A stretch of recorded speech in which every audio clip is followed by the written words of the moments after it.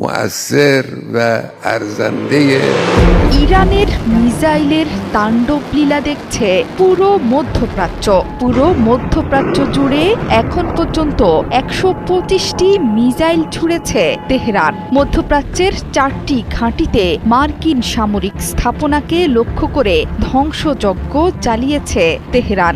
এর মধ্যে সবচেয়ে গুরুত্বপূর্ণ বাহরাইনে মার্কিন ৫ম নৌবহরের সদর দপ্তর। এত গুরুত্বপূর্ণ স্থাপনা থাকা সত্ত্বেও ইরানি মিসাইল কোনোভাবেই আটকাতে পারল না দেশটি। হামলার পর প্রকাশিত ভিডিওতে দেখা গেছে দেশটির রাজধানী মানামায় বিকট শব্দে বিস্ফোরণের পর ধোঁয়া উঠছে উপরের দিকে। ইরান স্পষ্ট করে জানিয়েছে সেখানে আঘাত হেনেছে তাদের শক্তিশালী মিসাইলের বহর। এর মধ্যেই ওই এলাকা থেকে সাধারণ মানুষকে সরিয়ে নিতে শুরু করেছে বাহরাইন। একই সময়ে কুয়েত এবং সংযুক্ত আরব আমিরাতেও বিস্ফোরণের শব্দ শোনা গেছে। এছাড়া কাতারে প্যাট্রিয়ট প্রতিরক্ষা ব্যবস্থা ইরানের একটি মিসাইল ঠেকিয়ে দিয়েছে বলে জানিয়েছে কাতার ভিত্তিক সংবাদ মাধ্যম আল জাজিরা। ইরানের হামলায় মধ্যপ্রাচ্য জুড়ে তুমুল ক্ষয়ক্ষতির খবর দিয়েছে আন্তর্জাতিক গণমাধ্যমগুলো। এর মধ্যে আকাশসীমা বন্ধ করে দিয়েছে কাতার, কুয়েত এবং আরব আমিরাত।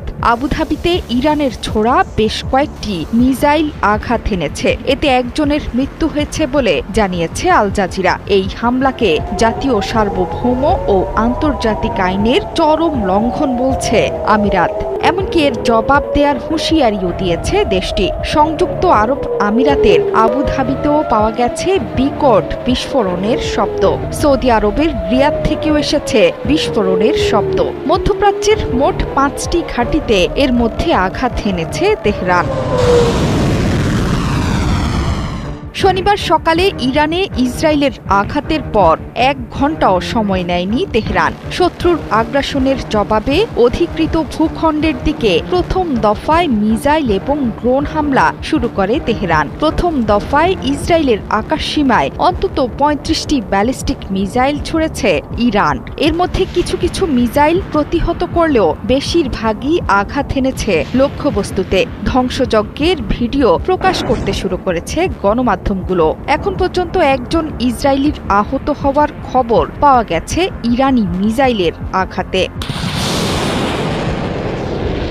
ইরানি মিসাইলের তাণ্ডবে দিক বিদিক ছুটছেন ইসরায়েলি জনগণ। হাসপাতাল থেকে শুরু করে সব জায়গাতেই ইরানি মিসাইলের ভয়ে নিরাপদ আশ্রয়ে যেতে মরিয়া ইহুদি জনগণ। দেশজুড়ে জাতীয় জরুরি অবস্থা ঘোষণা হয়েছে আগেই। সামনে আরও কঠিন সময় অপেক্ষা করছে ইসরায়েল তথা পুরো মধ্যপ্রাচ্যের জন্যে।